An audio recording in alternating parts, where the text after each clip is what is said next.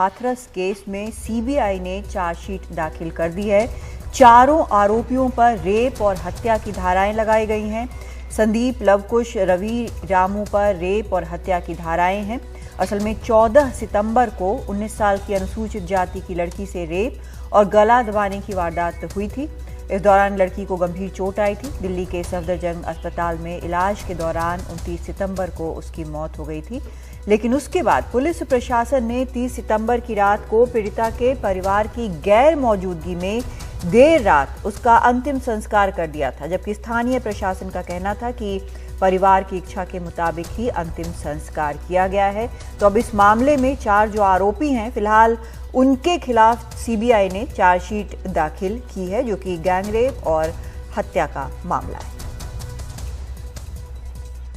तो किन किन के खिलाफ दाखिल की है चार्जशीट? इस पूरे मामले में कौन आरोपी हैं? इसमें जो संदीप, जो पहले इन्होंने नामजद किया था, उसके बाद रवि को नामजद किया, उसके बाद और अलग बयान हुए, उनमें फिर 2 लवकुश और रामू को और बढ़ाया गया था। लेकिन पुलिस ने, सीबीआई ने ये पाया कि क्योंकि डायरेक्ट डिक्लेरेशन है उसमें, जो लास्ट का 22 तारीख वाला बयान है, उसको बेस मानते हुए उन्होंने कहा ये कोर्ट के ऊपर छोड़ते हैं निर्णय, और चार्जशीट चारों के खिलाफ दाखिल कर दिए। और आज किन धाराओं में किया है सर? अच्छा, किन धाराओं में किया है सर? ये 325 SC एक्ट है, 354 है, 376A, 376D। अच्छा, हत्या 302 में सर। और हमारे साथ हमारे साथी सौरभ शुक्ला जुड़ रहे हैं। सौरभ, बताएं चार्जशीट में क्या क्या है, और उत्तर प्रदेश पुलिस की जो थ्योरीज हैं वो किस तरीके से औंधे मुंह गिरी हैं इस चार्जशीट के बाद? बिल्कुल अभिषेक, एक जबरदस्त झटका उन तमाम सूत्रों को उत्तर प्रदेश पुलिस की, जो लगातार हम पत्रकारों से मिलते रहे और हमें ये समझाने की कोशिश करते रहे कि ये गैंगरेप और मर्डर नहीं है, जबकि ये ऑनर किलिंग है। मैं नाम नहीं ले सकता उन अधिकारियों को, और वो बड़े अधिकारी हैं उत्तर प्रदेश पुलिस में। पूरी तरीके से नैरेटिव बदलने की कोशिश हुई थी, लेकिन सीबीआई ने जो चार्जशीट फाइल की है उसमें जो चारों आरोपी हैं, अभिषेक, संदीप, रवि, रामू और लवकुश, इन चारों को गैंगरेप और पीड़िता की हत्या का आरोपी पाया है सीबीआई ने। इनके ऊपर जो धाराएं लगाई हैं वो धाराएं जो हैं मौत की 302 लगाया गया है, SC/ST एक्ट की धारा 3, 4, 5 इनके ऊपर लगाई गई है अभिषेक, और इसके अलावा इनके ऊपर 376D जो कि है वो लगाया गया है, 376 रेप लगाया गया है, इसके अलावा 354 भी लगाया गया है, जिसमें क्रिमिनल इंटेंशन से महिला को रेप करने के लिए इसको पीटा गया, जिससे उसकी मौत हो गई। तो ये तमाम धाराएं लगाई गई हैं। फिर से बता देते हैं, 302 हत्या, 376 गैंगरेप, 376 रेप, 354, इसके अलावा 354 के अलावा SC/ST एक्ट की धारा 3, 5 और 4 इन चारों आरोपियों पर लगाई गई है। तो ये बड़ी खबर हाथरस से, किस तरीके से लगातार हम लोग यहाँ पर रिपोर्ट कर रहे थे, बड़ी परिवार लगातार यही बोल रहा था कि कहीं ना कहीं पूरी एक साजिश रची जा रही है उनके परिवार के खिलाफ। यहाँ पर जहाँ पर हाथरस में हम लोग इस वक्त तो कोर्ट में खड़े हैं, लेकिन जब उनके घर पे थे, उनसे बातचीत हो रही थी, वो बोल रहे थे कि हमारा बाहर निकलना दूभर हो गया। देखिए, यहाँ पर जाति समीकरण भी काफ़ी महत्वपूर्ण रहते हैं, क्योंकि जो पीड़िता है वो पिछड़ी जाति की है, और जो तमाम ये चारों आरोपी हैं वो एक ही परिवार के हैं और चारों ऊंची जाति से आते हैं। और वो जो गांव है उसमें सिर्फ 3 या 4 घर ही पिछड़ी जाति के हैं, बाकी ज़्यादातर घर हैं वो ऊंची जातियों के हैं। तो सोचिए कितना मुश्किल है उस परिवार के लिए वहां पर रहना। फिलहाल उनको CRPF से सुरक्षा जरूर मिली हुई है अभिषेक, लेकिन एक बड़ी राहत ये इस पीड़िता के परिवार वालों के लिए, क्योंकि लगातार उनके घर पे CCTV लगा दिए गए।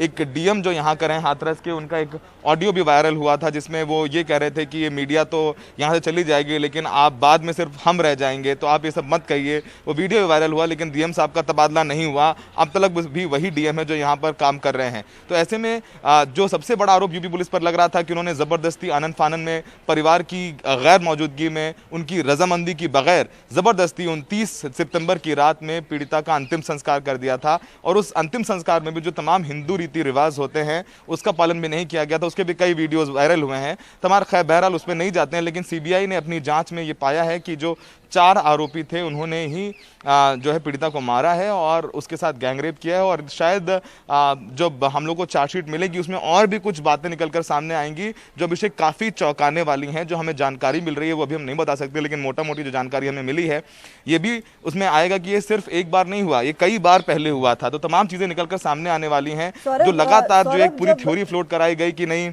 जी। सौरभ, जो आप ये बता रहे हैं कि इस तरह की चीजें भी सामने आएंगी कि पहले भी इस तरह की चीजें हुई, तो हम क्या यहाँ पर एक विक्टिम की बात कर रहे हैं या फिर उससे ज्यादा? दूसरी बड़ी चीज जो यहाँ पर है, किन किन पॉइंट्स पर यहाँ उत्तर प्रदेश पुलिस जो है उससे या हाथरस पुलिस जो है उससे बिल्कुल फर्क नजर आता है सीबीआई के अप्रोच या जो आरोप लगाए गए हैं उसमें? देखिए कादम्बिनी, ये इसी एक ही पीड़ित के बारे में ही बात कर रहे हैं। यहाँ जो जानकारी दी गई थी कि जो पीड़ित लड़की है उसका जो आरोपी संदीप के साथ में कुछ दोस्ती थी उनकी, और उस दोस्ती की आड़ में संदीप ने काफ़ी कुछ गलत किया जो अभी चार्जशीट में सामने आएगा हमारे। ये एक पीड़िता के बारे में बात हो रही है। अब बात करते हैं हाथरस पुलिस या यूपी पुलिस की। देखिए हाथरस पुलिस और यूपी पुलिस ने ऑन रिकॉर्ड आकर के कुछ नहीं कहा, लेकिन ऑन रिकॉर्ड आकर के एफएसएल रिपोर्ट का जिक्र किया था प्रशांत कुमार जो कि एडीजी लॉ एंड ऑर्डर हैं। हम लखनऊ में उस दिन मौजूद थे कादम्बिनी, और उन्होंने हमें इंटरव्यू दिया था। एफएसएल रिपोर्ट दिखाई थी कि देखिए इसमें एफएसएल रिपोर्ट आई है, इसमें गैंगरेप नहीं है। तो अभी जब चार्जशीट मिलेगी तो पता चलेगा कि किस आधार पर, किस रिपोर्ट के आधार पर सीबीआई कह रही है कि गैंगरेप हुआ था।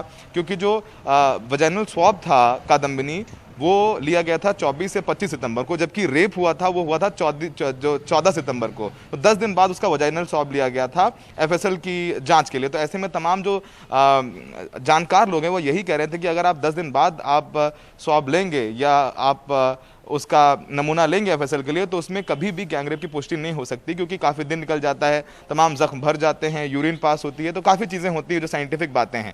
तो वो देखना होगा चार्जशीट में कि किस आधार पर सीबीआई कह रही है कि गैंगरेप हुआ था। लेकिन कादम्बिनी, मैं फिर से बता रहा हूँ कि जब ये चार्जशीट हम लोग पढ़ेंगे तो ऐसी चौंकाने वाली बातें सामने आएंगी जिससे वाकई में एक समाज के तौर पर हम लोगों को समझ में आएगा कि हम कितना पीछे निकल गए हैं। और जो पुलिस का पीछे से एक तंत्र लगा रहता है एक नैरेटिव देने के लिए, तमाम रिपोर्टर्स को वो तमाम जानकारियां प्लांट कराई जाती हैं। मैं खुद अपनी बात कर रहा हूं, मुझे 3 अधिकारियों ने अलग से बैठ के समझाया कि नहीं देखिए ये ऑनर किलिंग है, ये संदीप का नाम ले रही है, संदीप तो इसके भाई का नाम भी है, तो उसने स्पेसिफाई नहीं किया कि आरोपी संदीप है या पीड़िता का भाई संदीप है।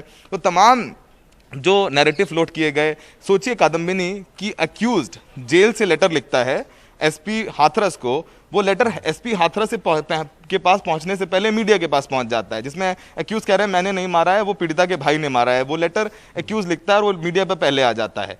कैसे कॉल रिकॉर्ड जो अक्यूज की और जो पीड़िता के भाई की कॉल रिकॉर्ड्स कैसे मीडिया में सामने आ जाती है, और उस पर आज तक अभिषेक ऑन रिकॉर्ड आकर के पुलिस ने नहीं कहा कि ये कॉल रिकॉर्ड कहां से आई है, वो मीडिया को जारी कर दी जाती हैं पीछे। तमाम नैरेटिव बनाने की कोशिश की गई, लेकिन सीबीआई की चार्जशीट में ऐसा लग रहा है कि कहीं ना कहीं इंसाफ होते दिख रहा है। जो चारों आरोपी हैं इस पूरे मामले में, सीबीआई ने उनको गैंगरेप और मर्डर का दोषी पाया है।